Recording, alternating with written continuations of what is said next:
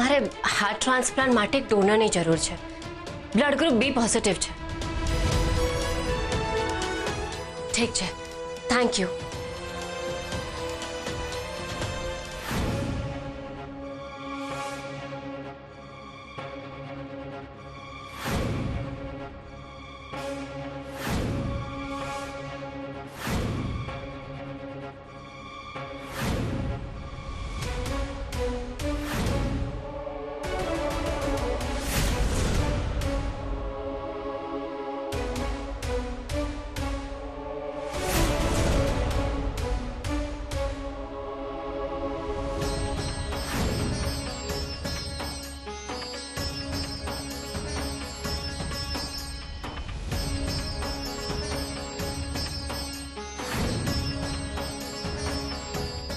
Transplant માટે મારી પાસે ખાલી 30 જ દિવસ છે.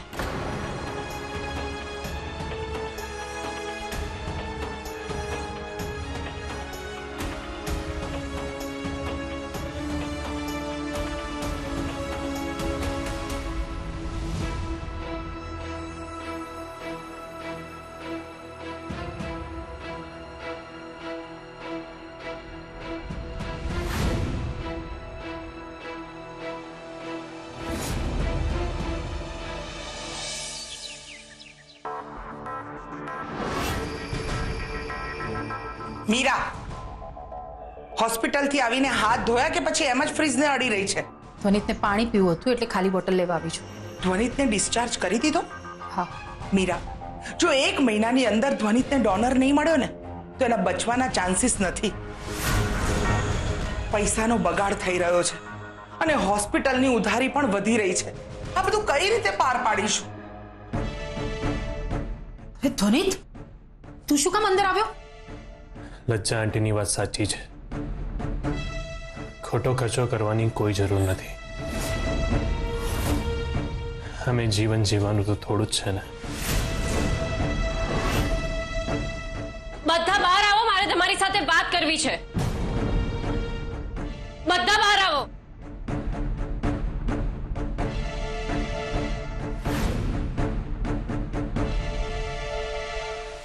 તમને બધાને એવું થતું હશે કે મેં તમને લોકોને અહીંયા કેમ બોલાવ્યા છે. જો હવે ટેન્શન લેવાની બિલકુલ જરૂર નથી. મેં ગઈકાલે આખી રાત રિસર્ચ કર્યું છે. ધ્વનિત માટે આપણને ડોનર મળી જશે,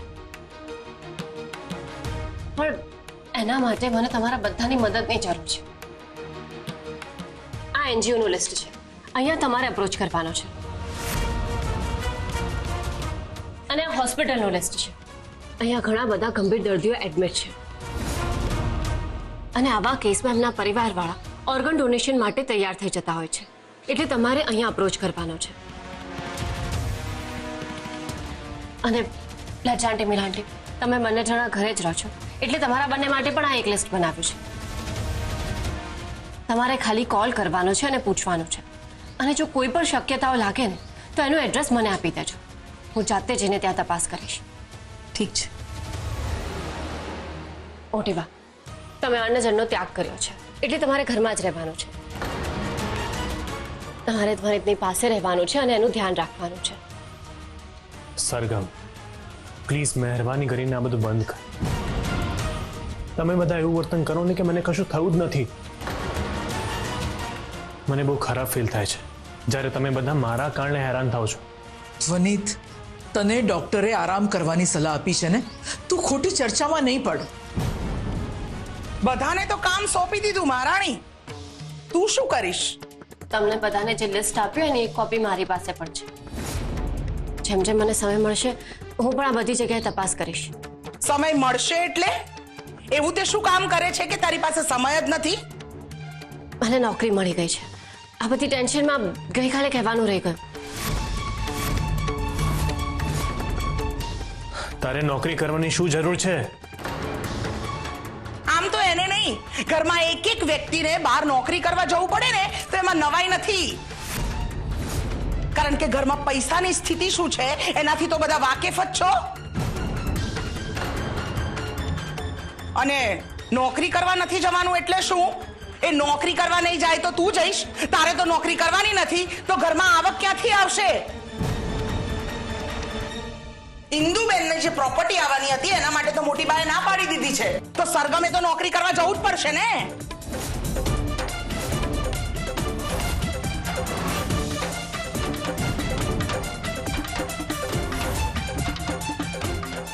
જો હું એમ કહીશ કે મને ઘરકામ કરવાની નોકરી મળી છે તો બધાને બહુ દુઃખ થશે. મારે અત્યારે ખોટું જ બોલવું પડશે. નેચરોપેથીના એક બહુ મોટા ડૉક્ટર છે, મને એમના ઘરમાં કામ મળ્યું છે. 50,000 સેલેરી આપશે. સરગમ બેટા, પણ મને એક પ્રશ્ન છે. માની લઈએ કે આપણને હાર્ટ ટ્રાન્સપ્લાન્ટ માટે ડોનર મળી પણ ગયો, પણ એનો ખર્ચ કેટલો છે તને ખબર છે? આ 50,000ની સેલેરીમાં કંઈ નહીં થાય બેટા. પોખરાજ, માણસનું જો મનોબળ મજબૂત હોય ને તો કંઈ પણ કરી શકે છે. અને આપણા બધાનું મનોબળ મજબૂત છે. આપણા બધા કરતા પણ સરગમનું મનોબળ સૌથી વધારે મજબૂત છે. એટલે બધું થઈ જશે.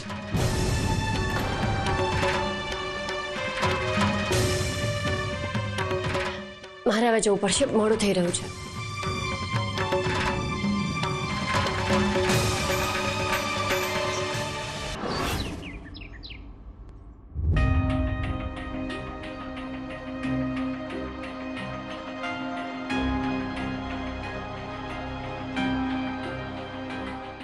સરગમ હજુ સુધી આવી કેમ નહીં? આજે પહેલો દિવસ છે એનો અને પહેલા જ દિવસે લેટ.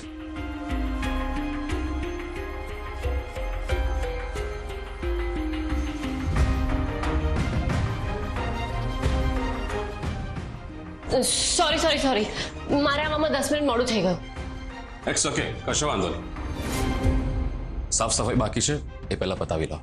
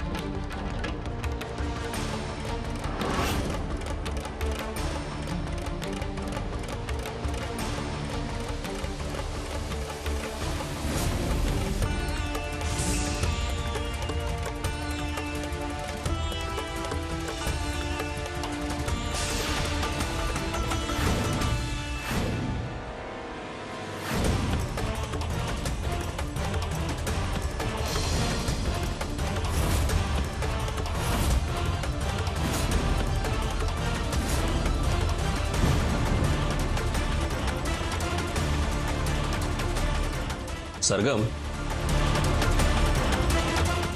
જરૂરી ચીજ વસ્તુઓ ક્યાં મૂકી છે એ તો મેં તમને કાલે બતાવી દીધી. બીજી બધી વસ્તુઓ ક્યાં મૂકી છે એ તમને હું આજે બતાવી દઉં.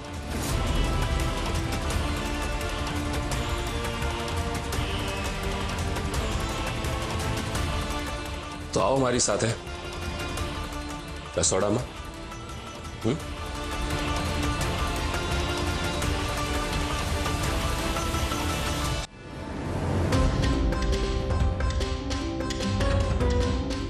જો રસોડામાં તમારે રસોઈ થઈ જાય ને એટલે આ બધા જ વાસણોની સાથે આજના વાસણો પણ ધોઈ નાખજો.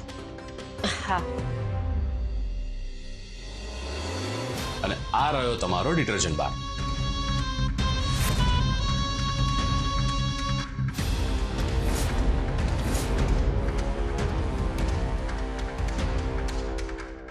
અને આ પણ જોડે વોશ કરી દેજો.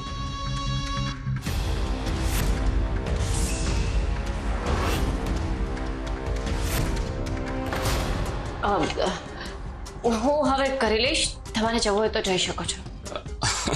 સારું.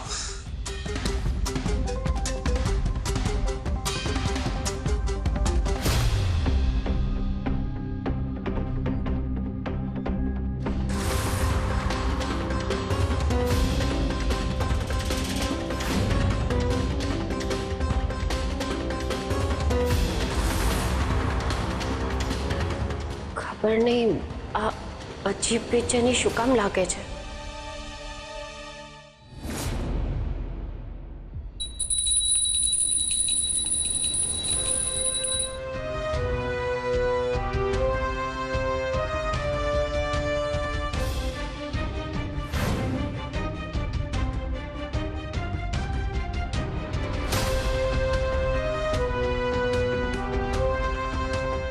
સોરી બા, આજે મારો પહેલો દિવસ હતો ને એટલે બધું ગોઠવામાં મને મોડું થઈ ગયું.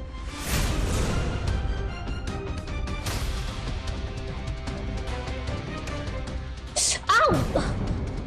આ તમે શું કરો છો?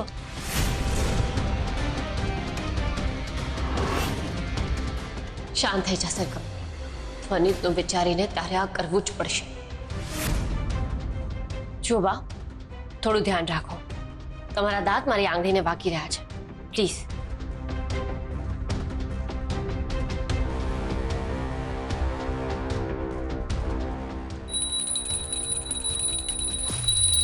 પ્લીઝ બા, જો થોડું જમી લો પછી તમારે દવાઓ પણ લેવાની છે.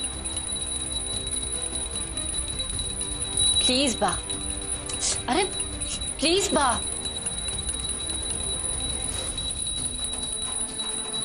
આ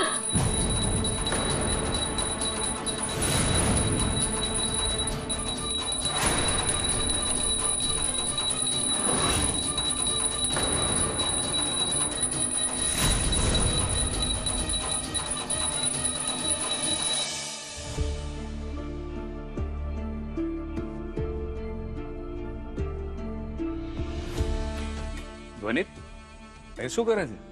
જા અંદર જઈને આરામ કર. આરામ જ કરી રહ્યો હતો પણ તું ફ્રેશ થવા માટે બહાર આવ્યો. સતત ઘરમાં ને ઘરમાં મને સારું નથી લાગતું. ઠીક છે બેટા, તારું ધ્યાન રાખજે. પપ્પા પપ્પા મને થોડા પૈસા આપો ને, મારે પેટ્રોલ ભરાવવું છે. સરગમે જે લિસ્ટ આપ્યું છે ને એમાંથી અમુક લોકોને મળવા જવાનું છે.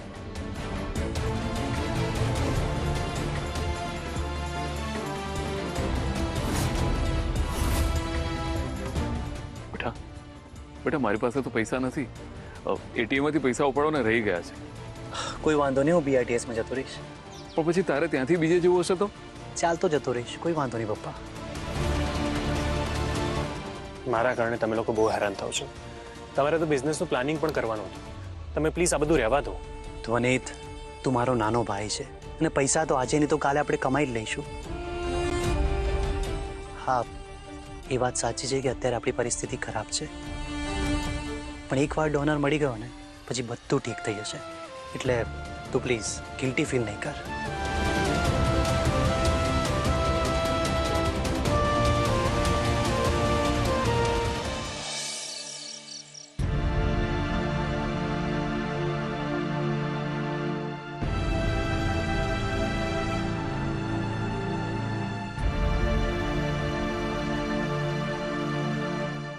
સરગમ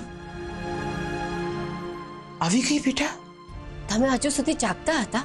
જેની નાની વહુ મોડે સુધી કામ કરતી હોય એના મોટી બાને ઊંઘ ક્યાંથી આવે? હા, આજે બધું કામ સમજવામાં મોડું થઈ ગયું.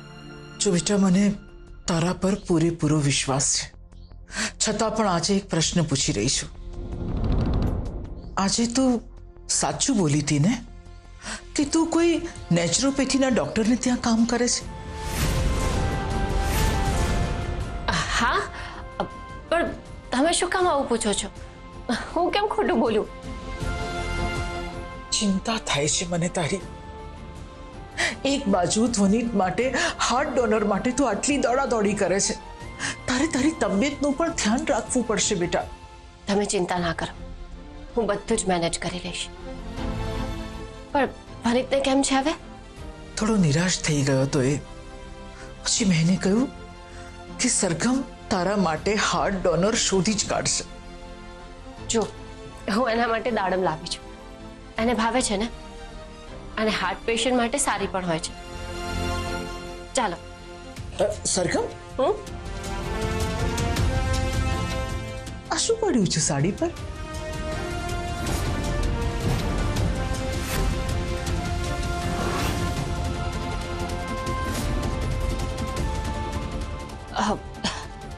એ તો હું કેન્ટીનમાં જમવા બેઠી હતી ને તો દાળ ઢોળાઈ ગઈ.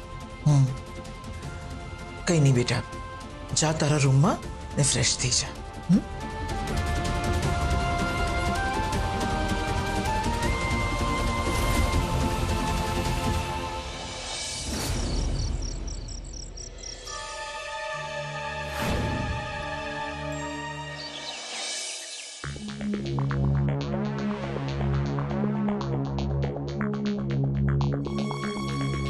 અરે સરગમ બેટા તું ચાલો તને મૂકી જાઉં.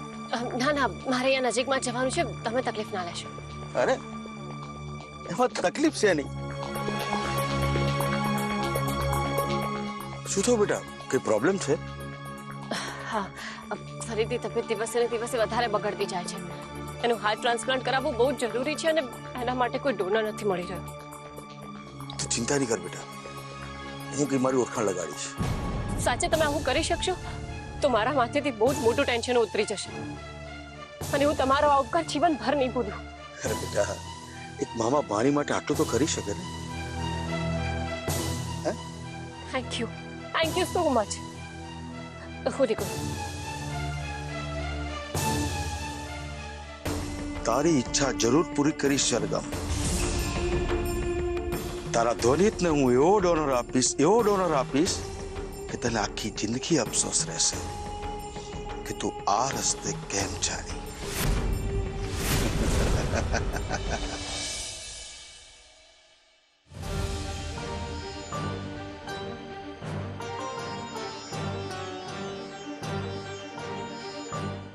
હજુ એ ગરમ રોટલી આપી તો 2 જ મિનિટ લાગશે.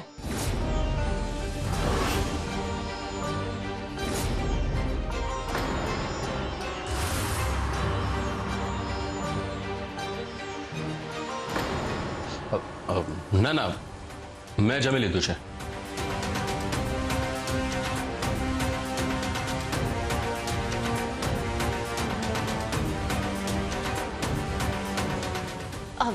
મારું કામ છે.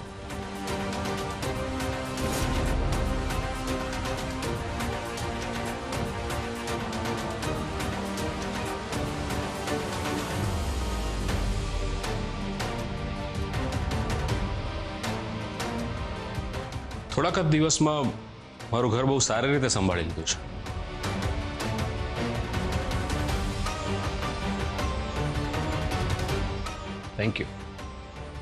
Thank you so much. હું તારો આભારી છું.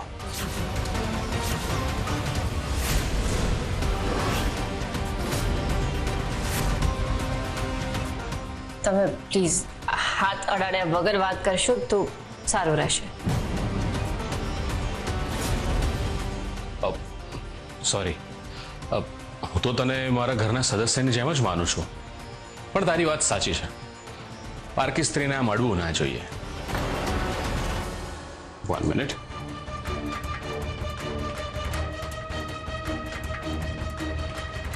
મને ખબર છે કે ગુસ્સામાં મારી મમ્મીએ તારી સાડી બગાડી દીધી હતી અને એટલે જ હું તારા માટે સાડી લાવ્યો છું.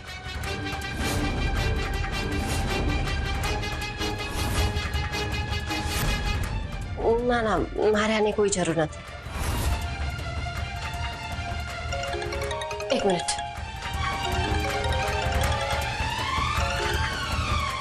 હલો સરગમ બેટા, ધ્વનિત ક્યાંક જતો રહ્યો છે, કાગળ મૂકીને ગયો છે. શું? ઘરે આવી જા જલ્દી તું સરગમ. હા. સરગમ, શું થયું? સરગમ!